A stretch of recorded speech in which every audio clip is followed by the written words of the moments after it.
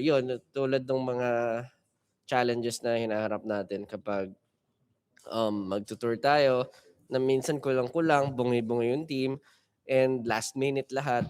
Kumbaga, I understand. I always try to understand na nasa third world country tayo. Ang economy natin at syempre ang differences natin from ibang bansa malayo. Pero I just feel bad, not just for me, but ako, ang dami kong kaibigan siguro na naging same problems. So, I even had one time na parang, although this is a family trip, na na-deny nga yung family ko. So, nasayang din lahat ng katulad doon sa'yo, parang binook ko and non-refundable. So, high hopes kasi ako na laging na maganda yung mangyayari. Lalo na may position ka na or siguro may ginagawa ka na for the country, di ba? Ano lang, nakaka-frustrate lang minsan na not to put anyone down or pero or hindi naman dapat sisihin, pero feeling ko lang na um, outdated yung sistema na meron tayo as of now. Ayun. So, how did you balance turning a deeply personal frustration into a song that speaks for overseas Filipino workers, athletes, and creatives more broadly? Wala kang kwento? Wala kang kwento sa Hindi video. akong kwento, di ako bumiyahe.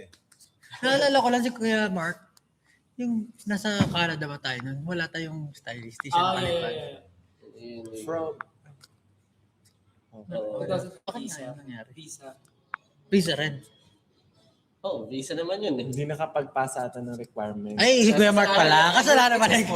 Skill issue. But ayun nga. Pero kasi iba, di ba? Parang hindi na kailangan pasa. Pwede siya lumipad kahit anytime. Pero Tsaka ayun nga. Yeah. Meron pa kayo i-share. Kasi after Josh, it's too serious daw for a morning show. So they're asking if it's okay if we play our song Visa.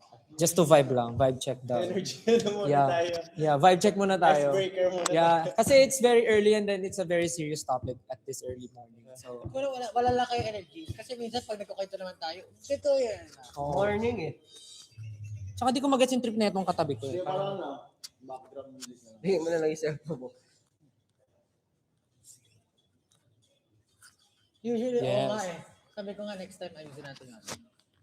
Yung parang talaga, stream talaga natin yung may background. Tapos May tatawa. Pwede yun. Stream deck. parang, Soundboard. May soundboard. I mean, sa string nga natin, ganun tayo eh. Ganito na lang yung gawin natin next time. Ay, Okay. Ikaw, Visa. ayun na po yung Wow, patugtog experience natin. niya, Bob. Thank you. Thank you po kasi narinig nyo po.